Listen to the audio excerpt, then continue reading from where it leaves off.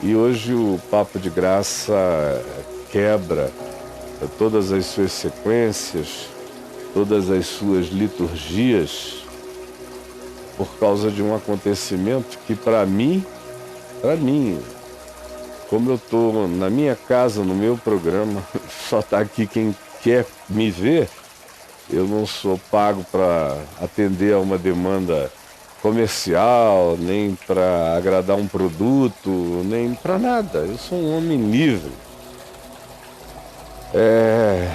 Preocupantemente livre.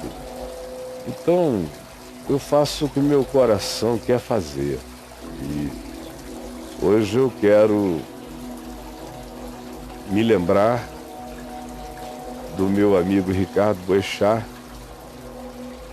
com quem eu não tive um relacionamento midiático. Eu tive um relacionamento como eu não tive com quase ninguém. Eu tive amigos em Manaus que foram mais chegados do que irmãos. Todos eles estão vivos, esses mais chegados que irmãos. E eu falo regularmente com eles, sem falar nos meus primos que foram mais chegados que irmãos, com quem eu também falo e encontro. Em Niterói eu tive alguns amigos mais chegados que irmãos, como o Theo, o Cessé, e que são e foram sempre os mais próximos, e uma multidão de outros.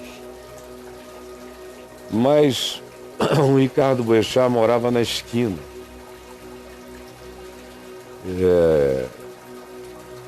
Na rua João Brandão. Era uma esquina. Andava-se uns 70 metros até a esquina, fazia-se a curva e se estava chegando na casa dos pais do Ricardo. Era uma casa maior, com um terreno maior, e tinha um campo de futebol society, de grama. Como os pais dele tinham muitos filhos, eram 7, e a moçada jogava bola na casa, mas eles não eram bastantes para fazer 2 times jogando pau a pau, e enquanto um descansava, outros jogarem. Nós íamos para lá, e quando o Ricardo, especialmente, que era um dos mais fominhas de bola ali do pedaço, me viu jogando rachas de rua, ele veio falar comigo e falou: pô, você tem um talento danado, vamos jogar lá em casa, sábado e domingo, pode aparecer, é só chegar, vamos lá. Foi esse negócio de eu jogar bola legal. Desde cedo eu comecei a ter muito domínio de bola, já com 7, 8 anos de idade, e jogar sempre com gente mais velha. E ele me conheceu aos 12, ele tinha 14.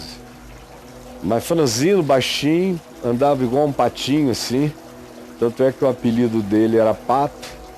Todo mundo daquela época ali só o conhece como Pato.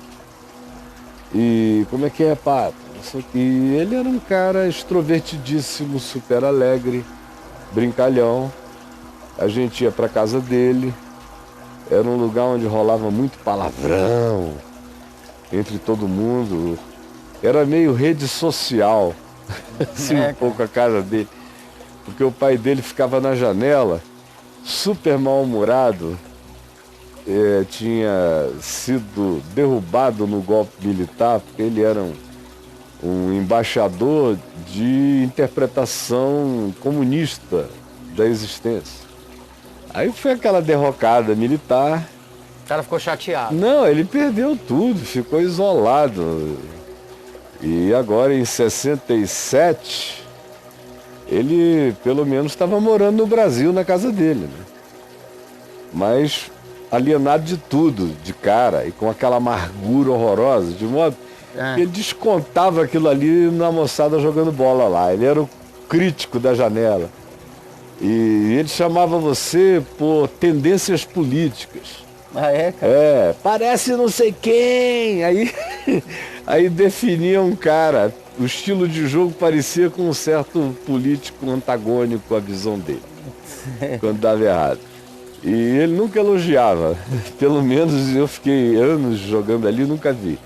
Mas ele acabou virando pai daquele folclore. A gente ria, a gente achava uma graça aquele mau humor do pai dele. E foi. Até que em 73,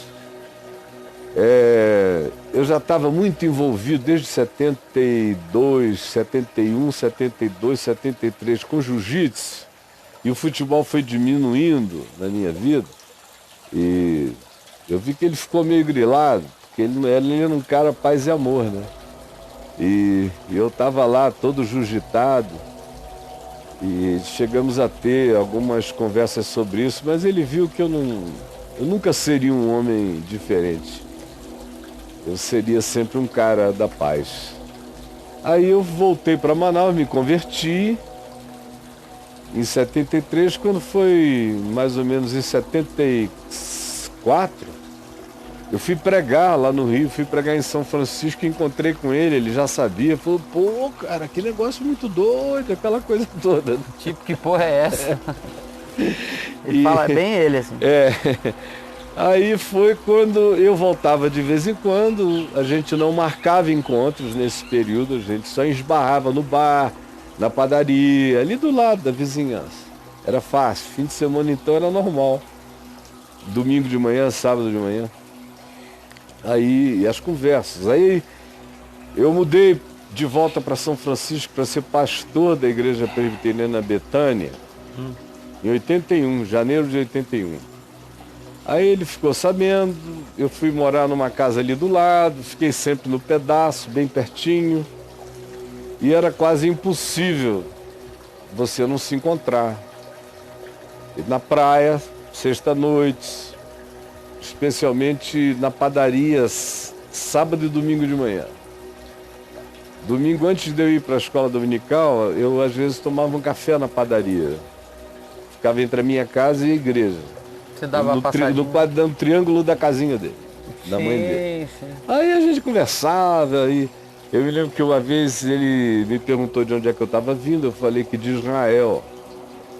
E ele estava num período super anti-sionista, assim, por 82. Bem anti-sionista. O expansionismo de Israel. Aí ele começou uma discussão comigo, só nós dois na padaria, e tinha uns 4 ou 5 de longe ouvindo assim. Aí foi, aí eu falei, escuta, você já esteve lá? Aí ele falou, não. Eu falei, pois é, não dá para você ficar formando opinião só lendo jornal aqui. E eu também não poderia ficar formando opinião só ouvindo evangélico e padre. Você tem que ir ver, se meter no meio do povo. Aí eu contei as minhas histórias. Eu só tinha ido lá até então, mas poucas vezes. Mas já era muito para a época.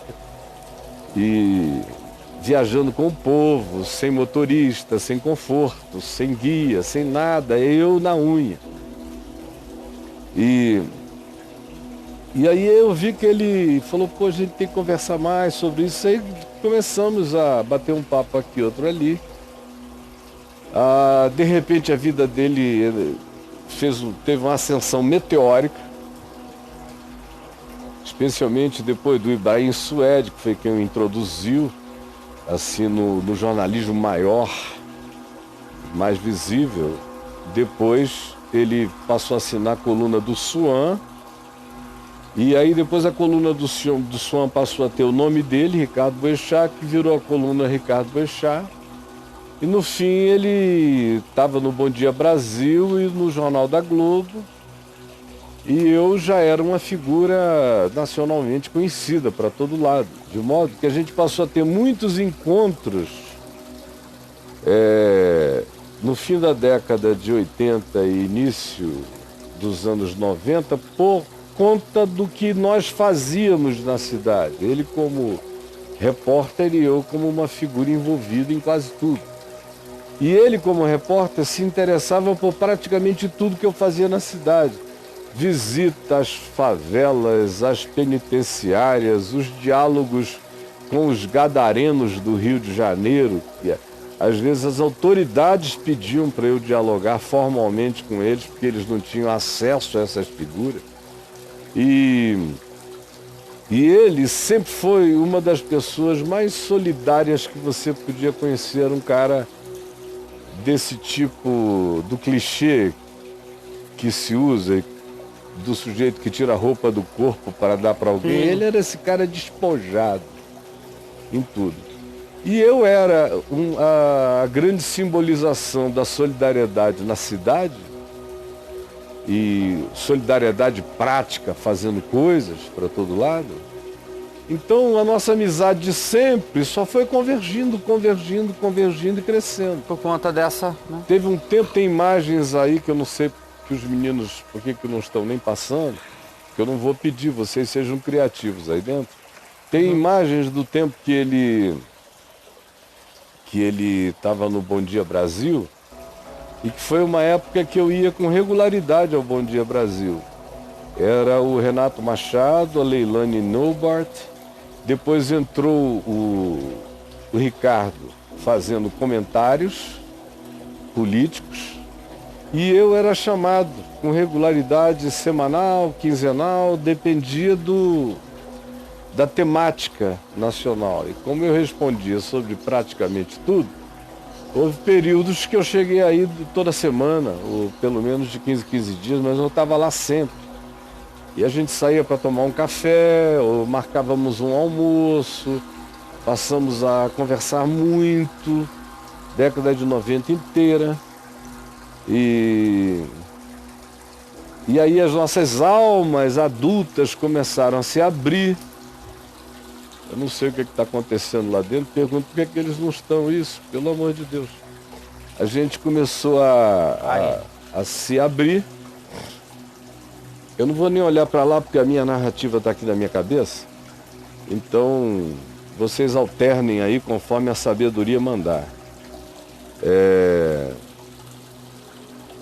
E aí foi um tempo de muita intimidade, de muita visceralidade. Nós já estávamos adultos, e cada um vivendo os seus dramas pessoais, e foi o tempo em que eu ouvi as grandes confissões da alma dele. Ele estava vivendo uma década de muita tristeza. Ele já vinha sofrendo emocional e afetivamente desde os anos 80.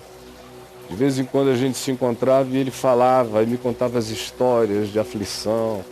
E nos anos 90 eu vi que ele estava aflitíssimo. E a gente conversava, eram dores da afetividade. Mas ele era um cara da família e ele não queria... A família vinha antes de tudo, o casamento vinha depois. Então, para não prejudicar muito a família, ele mantinha o que ele achava que era o que ele poderia fazer para equilibrar melhor aquela arquitetura familiar, né? E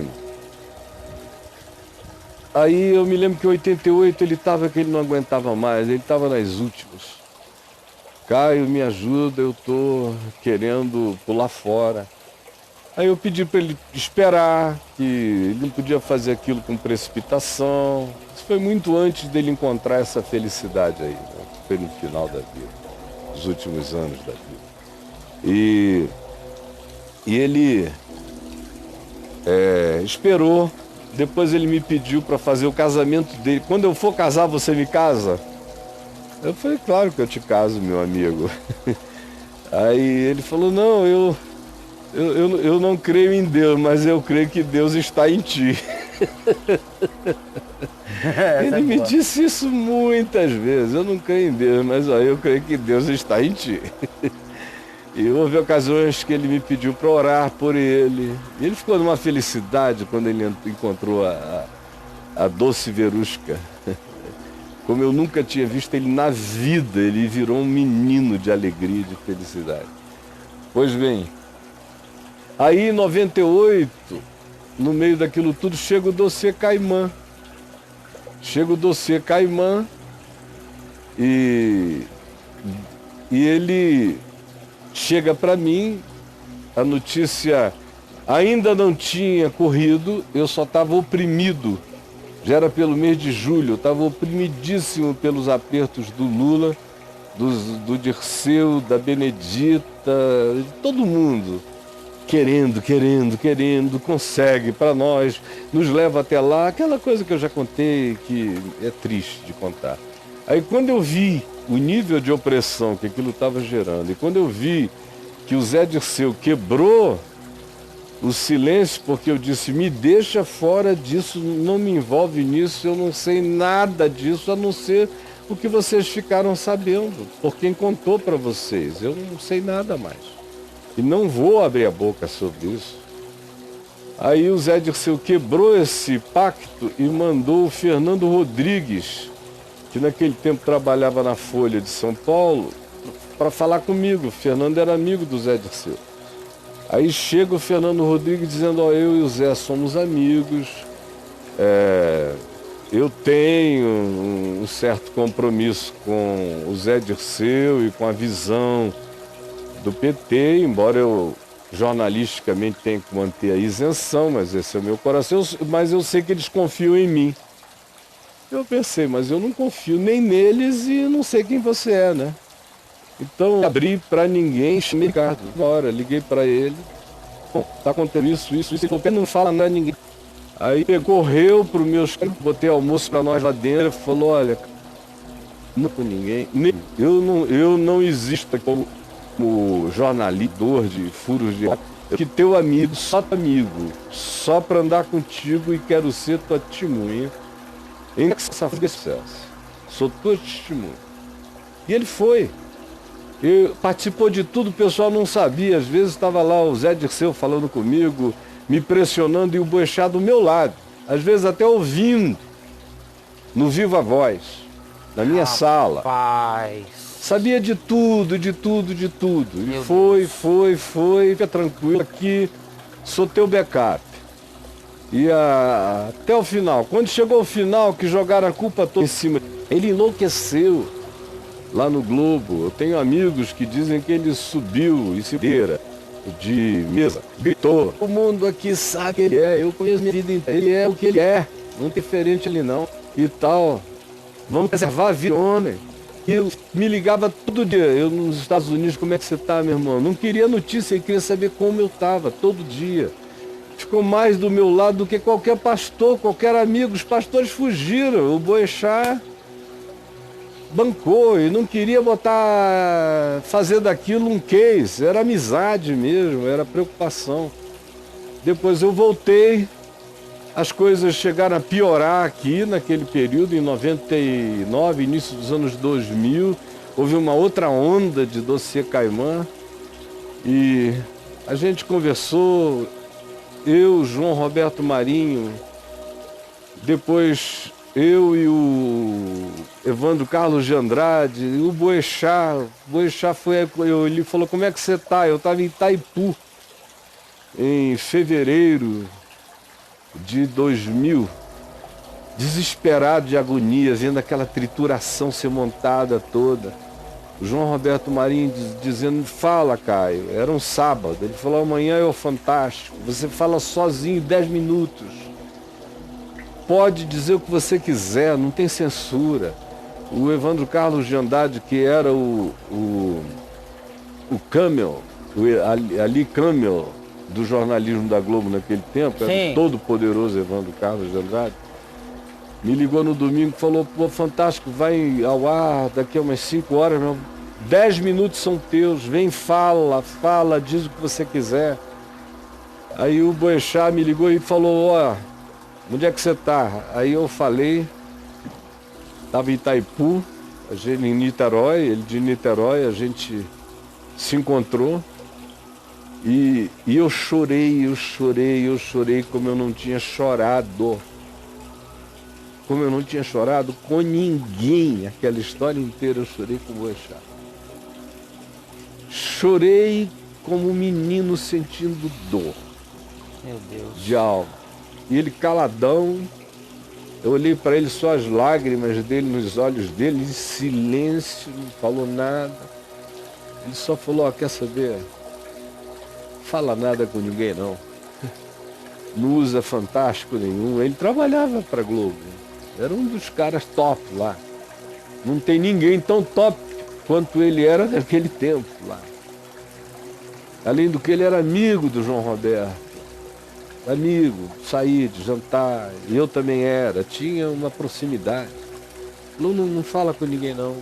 Não vai te melhorar, não vai te ajudar. Faz silêncio. Fica quieto. Protege a tua família. E assim foi. Aquele período todo de 2000, 2001. Conversávamos de vez em quando. Aí meu filho Lucas morreu em 2004. Ele foi extremamente meigo, carinhoso, solidário. Ele tinha saído do jornal o Globo em circunstâncias desagradáveis para ele demais.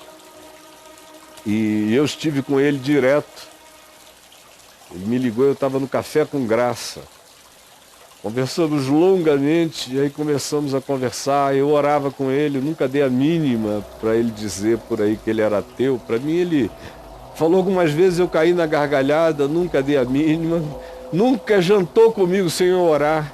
Nunca almoçou comigo sem eu orar. Nunca me contou um problema sem eu pegar na mão dele e orar por ele. Enfim, o ateísmo dele era, sei lá, na brincadeira com as negas dele. Porque comigo nunca rolou nada disso. E a ponto dele dizer, eu não creio em Deus, mas eu creio que Deus está em ti. E depois eu mudei para Brasília em 2004 e a gente ficou uns 4 anos sem falar. Até que eu recuperei o telefone dele, liguei para ele, e ele, aquele jeito dele, sempre informalíssimo. Você o reencontrava, parecia que você tinha dormido com ele na noite anterior, não tinha hiato. Estava tudo em cima, tudo no ritmo, tudo igual. E esses são os amigos, são as pessoas com as quais está tudo atualizado sempre. Você não tem que se explicar, não tem nada. Pegou no pulso, sabe. Se está vivo, ainda é o mesmo.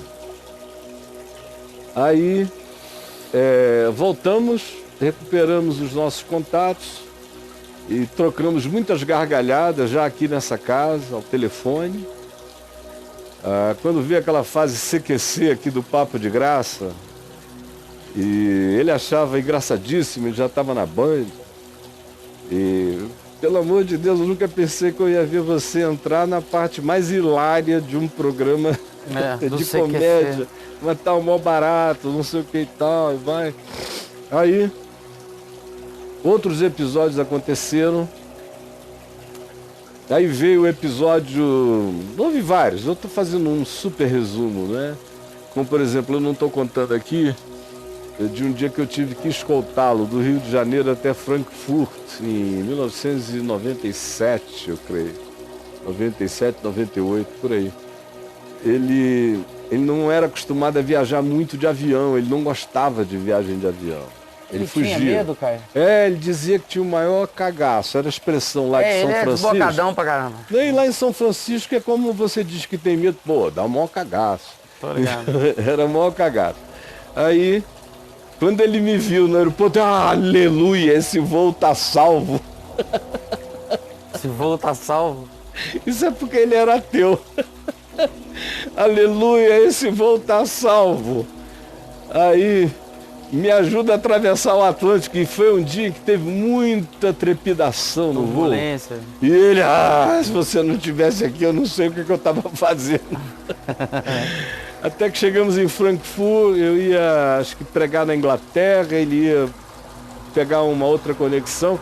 Eu levei até a porta da conexão dele. Falei, vai lá, irmão. Além do que ele não, naquele tempo, eu não sei depois, mas naquele tempo ele não era fluente em inglês.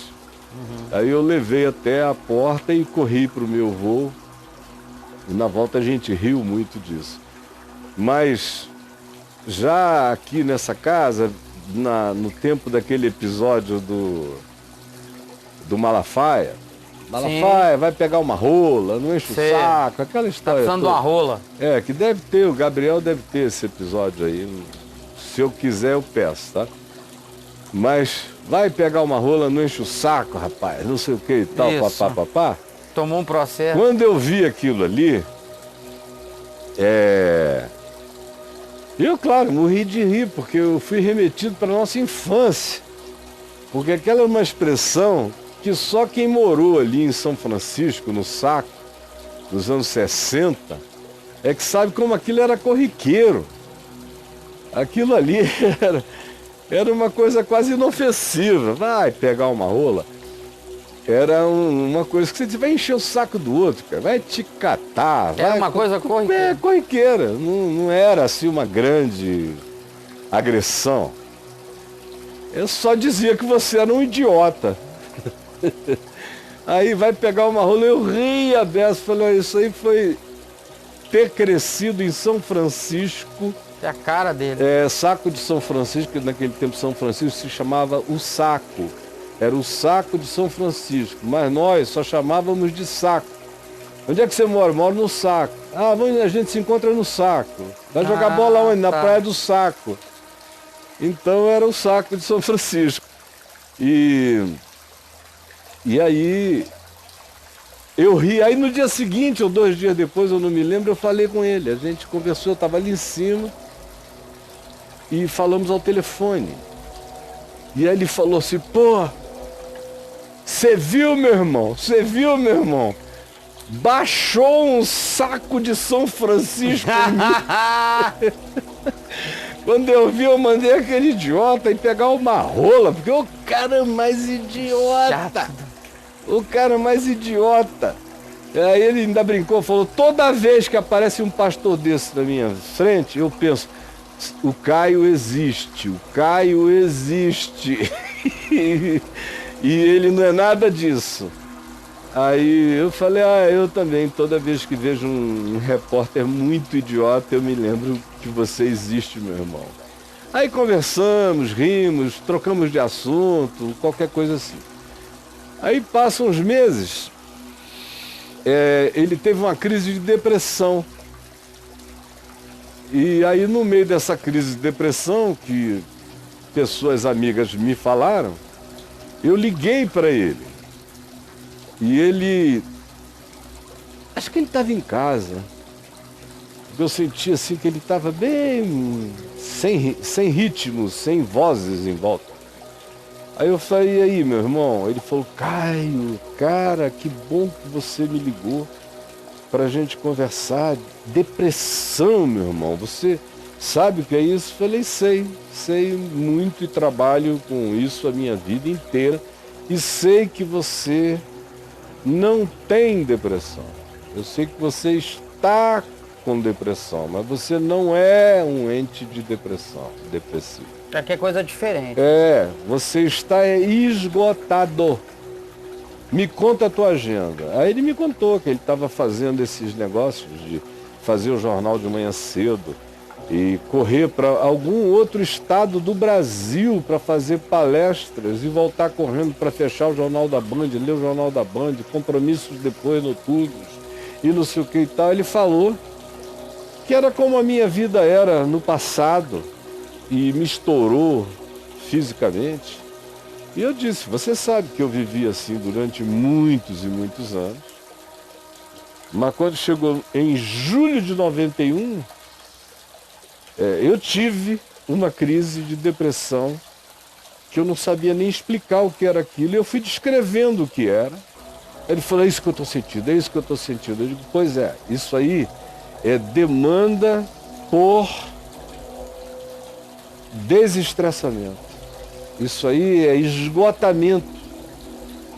São todos os feixes emocionais e nervosos levados ao extremo da agonia e da tensão. Você tem que parar e quando voltar, tenta espaçar dia sim, dia não, tenta 2 vezes na semana só fazer essas coisas, tenta não ter que fazer todo dia. Ele falou, eu sofro esse negócio de estar com 2 filhas pequenas e querer fazer o máximo que eu possa para dar uma garantia de conforto a elas. Eu falei, mas não precisa se matar fazendo isso. Você vai dar muito mais a elas se você se moderar agora e viver mais tempo, irmão. Aí oramos nesse dia e ele, muito lindinho, eu me lembro que ele chegou e estava emocionado e falou, Caio, deixa eu te falar uma coisa. Eu gosto de você. Eu gosto de você, cara. Eu gosto. Maravilha. Você me faz bem. Aí eu falei, eu também gosto muito de você, Ricardo. Tivemos algumas conversas. Uma vez foi um pouco antes dele entrar para ler o jornal. Eu falei, eu vou tentar dizer uma coisa para o Ricardo antes dele entrar para esse jornal. Eu liguei para ele. Ele riu, agradeceu. E aí depois falamos ao telefone e ficamos ano retrasado. A gente quase não falou. Até que eu fui preso, fui para Papuda. Foi. Aí ele escreveu um e-mail que eu demorei a ver. Só depois, quando ele me cobrou, você leu meu e-mail. O Marcelo Cunha tinha me dito alguma coisa. Mas eu, no meio daquela confusão, não guardei. Depois é que eu fui ver aquele e-mail maravilhoso, lindo.